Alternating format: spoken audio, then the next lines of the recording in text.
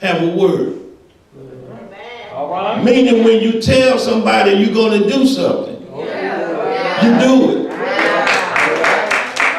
And from that day to this day, that has stayed with me. Because if I just knew the hour. And Daddy also said, if you're not able, he said, if it's possible, you're not able to do what you said you would do. He said, if it's possible, to go and look them in the eye and tell them the reason why you're not able to do what you said you would do. He said, if not, call them on the phone and try to explain it the best way you can. And those morals and values stayed with me from that day to this day. Now, even though you can see that I'm not sounding my best right now, but I'm here. When Pastor Morris told me 2 or 3 weeks or a month or so ago that he wouldn't be here on this particular day, I told him, I said, don't worry, Pastor Wright and I will be here to take care. Pastor Wright called me yesterday and told me that he was sick. I said, okay, the show must still go on. I'm not feeling my best. But I gave Pastor Morris my word that I would be here. If I had to stand up here and whisper, I was going to be here whispering until the Lord got through with me. If I knew the hour that the Lord was going to call my 3 grandmothers home, oh, y'all just don't know how close I was to my grandmother. Now, the first was my great-grandmother. That's my daddy's mother. We called her Maida. Now, let me tell you something. It ain't a woman in this church. Matter of fact, let me rephrase that. It ain't a woman in the world that could outcook Maida. Now, I'm going to tell you the reason why I say that.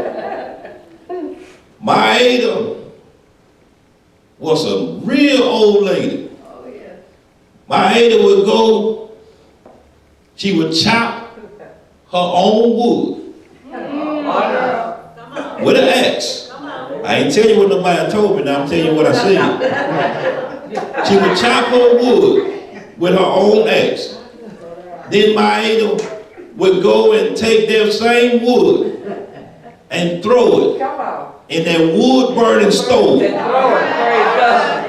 let me tell you something. I ate some of the best oatmeal I ever ate in my life from a wood burning stove.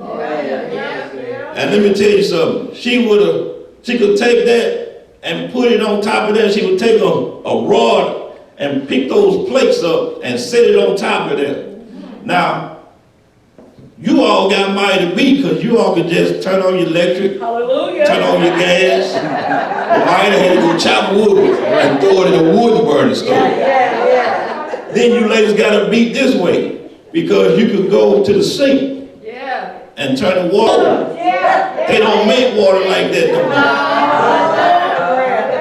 But if I knew the hour that the Lord was going to call Maida home, I remember when Maida was standing there one day, well, correction, she was sitting there and my Aunt Jeanette was greasing her scalp.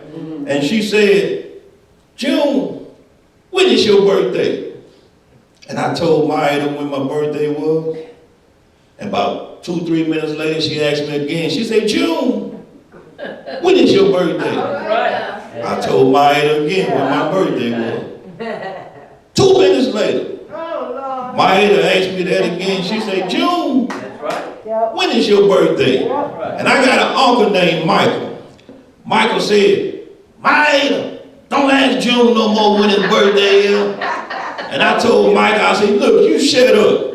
You ain't gonna get me nothing. My ain't gonna get me something. I said, my birthday is such and such day. And my sent me a shirt, a gold long sleeve shirt from Tunica, Mississippi.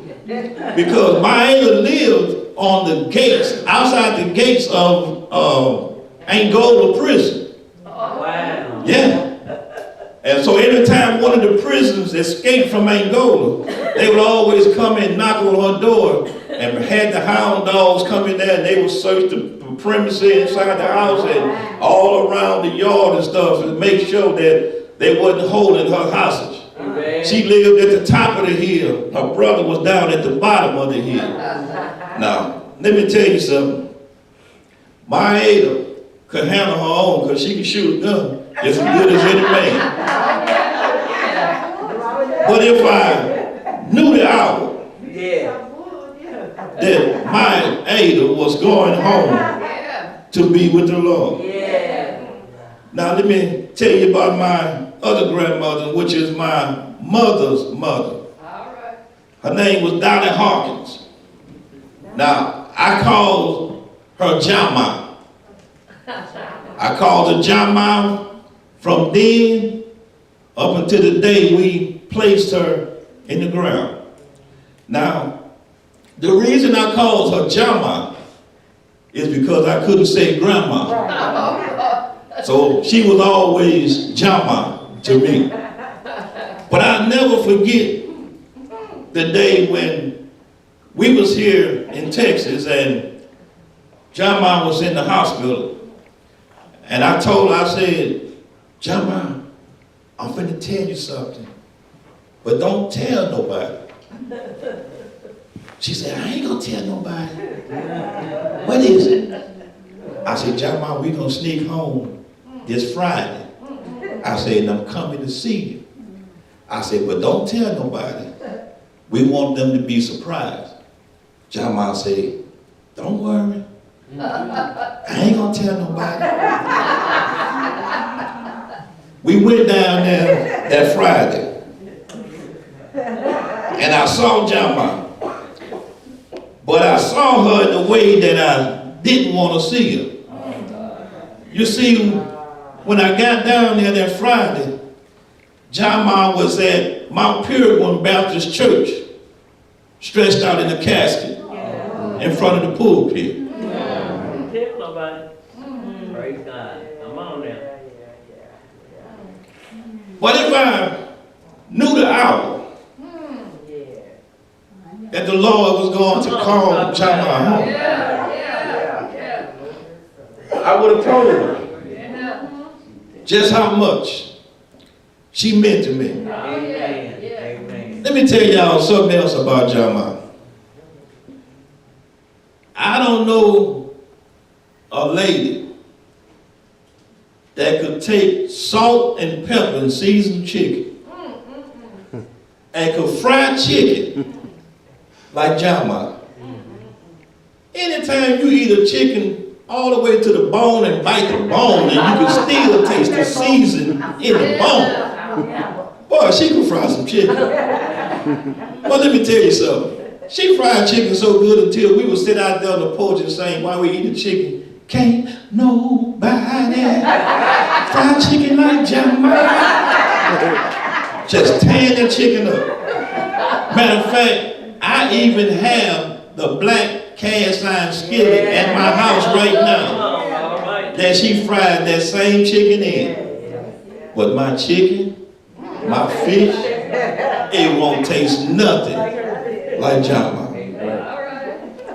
Now the other grandmother that I had, well, I never called her grandma.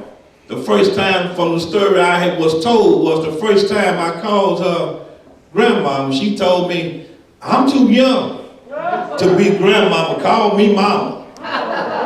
So that was my daddy's mama. So I called his daddy daddy and his mama mama. Same thing. When I hollered mama, they both looked. I said mama number one, I was talking about my mama. Mama number two, I was talking about my daddy's